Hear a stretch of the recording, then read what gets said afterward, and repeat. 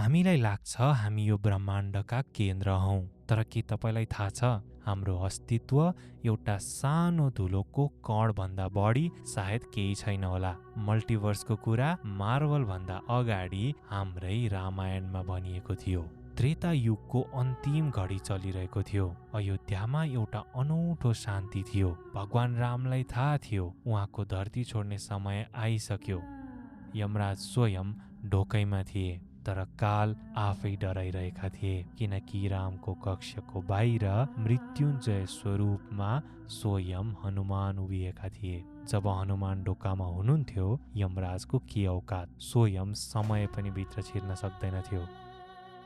मृत्युलाई बाटो दिन रामले एउटा लीला रच्नुभयो। उहाँले आफ्नो हातको औँठी निकालेर जमिनको एउटा सानो दुलोमा खसाल्नुभयो। रामले हनुमानलाई हेरेर भन्नुभयो, हनुमान, त्यो औँठी मेरो लागि लिएर आऊ त। प्रभुको आदेश, हनुमानलाई के थाहा, त्यो औँठी खसेको होइन, त्यो त नियतिले खसालेको थियो। हनुमान सूक्ष्म रूप लिएर त्यो दुलोभित्र छिर्नुभयो। त्यो दुलो कुनै साधारण सुरुङ थिएन, त्यो सिधै पाताल लोकको गहिराईमा पुग्थ्यो। पातालमा पुगेर हनुमानले नागराज वासुकीलाई भेट्नुभयो। उहाँले सोध्नुभयो, नागराज, म यहाँ मेरो प्रभु रामको औँठी खोज्न आएको छु, के तपाईले देख्नुभयो? वासुकीले केही बोल्नु भएन। उहाँको आँखामा एउटा गजबको शान्ति अनि रहस्य थियो। उहाँले बिस्तारै एउटा विशाल पहाडतिर इशारा गर्नुभयो।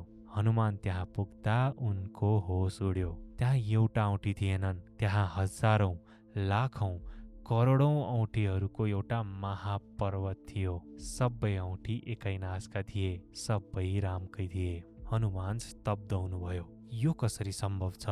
तब वासुकीको आवाज गुन्जियो, हनुमान, तिमीलाई लाग्छ यो संसार एउटा मात्र छ?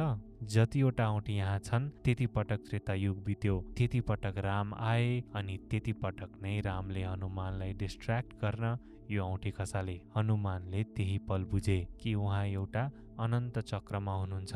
अनन्त चक्र अर्थात् इन्फिनिटी लूप। साइन्सले आज यसलाई मल्टिभर्स भन्छ, तर सनातनले युगौं अघि यसलाई काल चक्र भनेर चिनेको थियो। हरेक युनिभर्समा एउटा राम छन् अनि हरेक युनिभर्समा एउटा हनुमान, जो अहिले पनि त्यो औँठी खोज्दै पातालमा भट्किरहेका होलान्। यदि राम इन्फाइनाइट छन् भने सोच्नुस् त, तपाईको पनि कतिवटा भर्जन यो ब्रह्माण्डमा जीवित होलान्। के तपाईँ नै हो या मात्र एउटा अनन्त कथाको पात्र?